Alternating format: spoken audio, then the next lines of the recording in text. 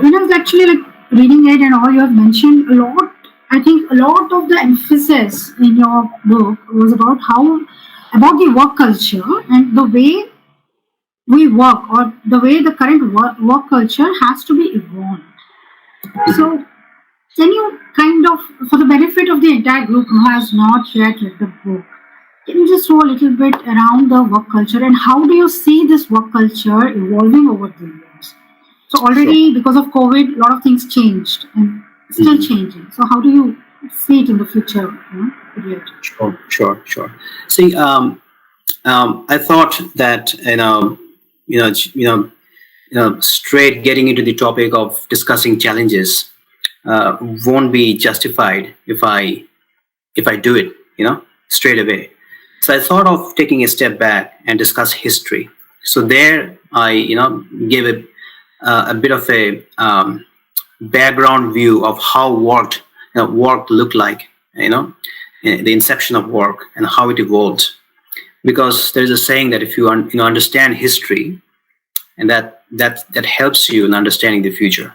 It actually replicates, but then not exactly copy pasting, but then there is a proportionate value of it, right? How you can see, the past getting replicated, and then there's a format in it.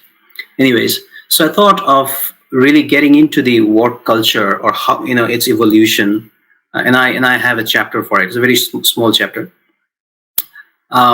So to answer your question, I need to take a step back and talk about the evolution of work first.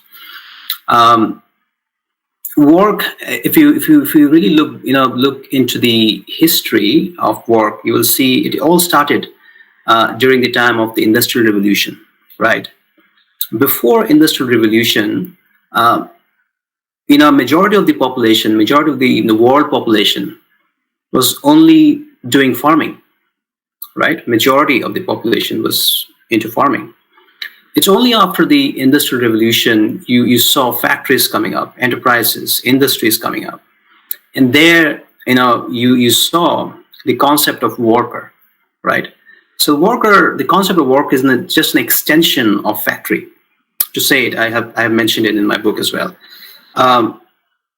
It's an extension of factory, right?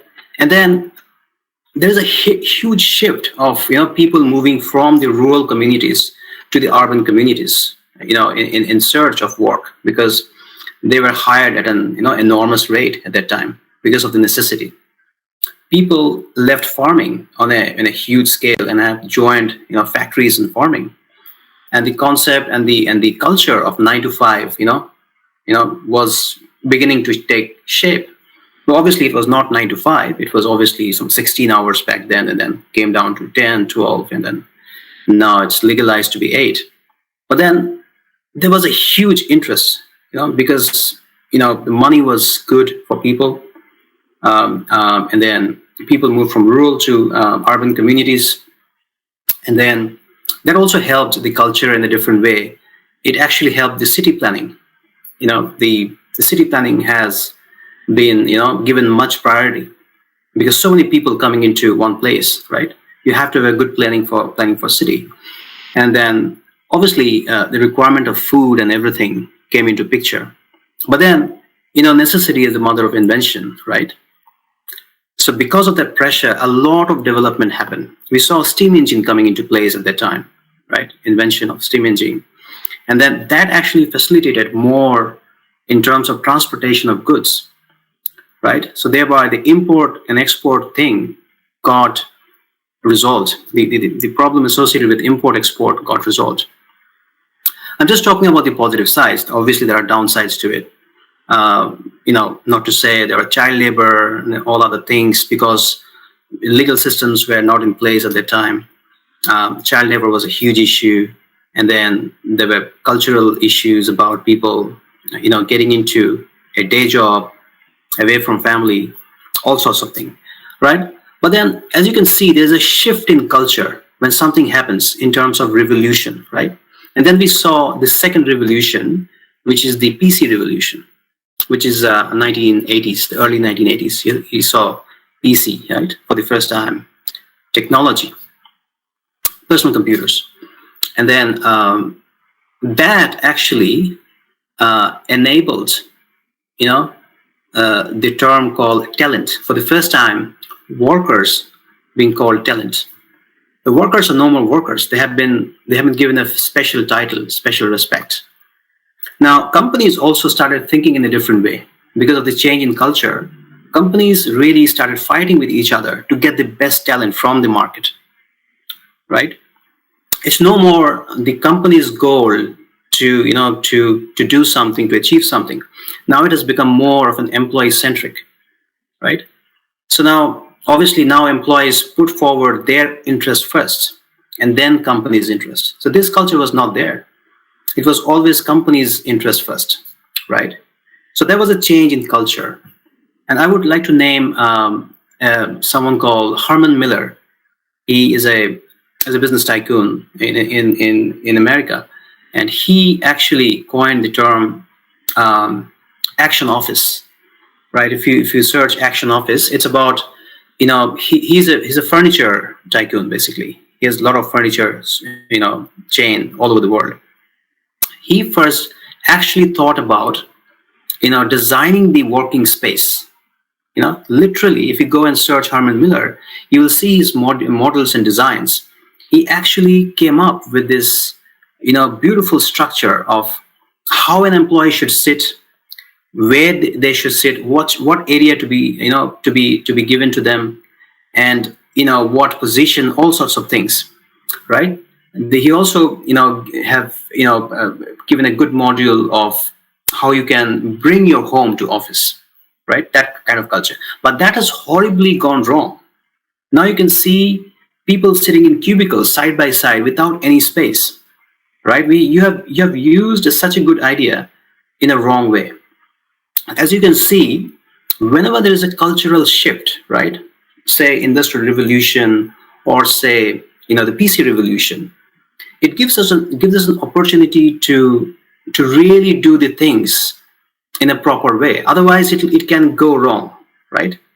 Any drift from that cultural changing position, anything can go wrong. Now there's a huge shift going on because of the pandemic, right? Because of the pandemic, COVID-19, most of the people are working from home. So the culture is again changing. And that is the reason I thought this is the best time that I propose some solution. This is the best time when, as you say, as I said, the change in culture gives you an opportunity to, propose your best ideas. And I thought priming people should be given the highest attention, because obviously people are working from home now. It's a twilight zone, right? People are working from home. It's a twilight zone for both the companies and the employees. Companies are saving on the infrastructure. Employees are very much flexible now, right? They can work anytime. Productivity has increased. Well, I don't want to take names or percentages, but then I know there are a few section of people given permanent work from home. They have been asked not to come to office ever, right? And this is happening with many companies, although obviously not the entire population, but a few section of people have been given that leverage.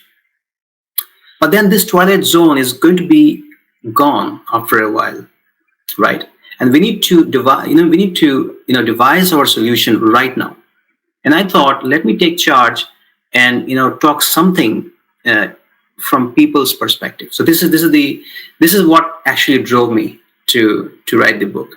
And then, as I described, to come back to your question, as I described, the evolution is what it's looking like, and this is going to repeat even in the future. You will see the middle management is actually, I have actually mentioned in the video, the middle management is actually eating up a lot of costs. The middle management will be gone, will be out of picture. Only the talents will get together and get the job done, and then again will disperse. And then again we'll get back and do certain job. This will increase the efficiency and and make the talent even more talented. So that's how it's looking like. Not all my saying. These are all not all my saying. That was interesting, even to make that talent more talented. So mean, this is a really a different perception, or I don't know, different thought that all of us have to think about. Like, are we really talented to be retained by the employer? Yep. Basically, right? Because you're saying like the middle management jobs are in risk, or in the future, probably there's no middle management at all. And No. most of us, I think, after a certain uh, years of initial career, we're mostly in middle management. The people in middle management is higher than the top or the actual people who do the work. Right? I know. That will be a great. I It don't will know. still be there. It will still be there. But then, if you realize, there's a huge survey that 80% is garbage. You don't need it. I can share these details with you later on, but you don't need a manager to do a job. It can be done by robots. It can be done by robots. It's just about assigning job to someone. It'll be more efficient if you assign robots. People can That's actually, a yeah. very interesting point. But I hope our managers don't listen to it. I hope they're not watching this video. Trust me, I've written so much against managers that my manager actually read the book. And yeah, he said, don't make me jobless, Arnab. Not now. That's really interesting.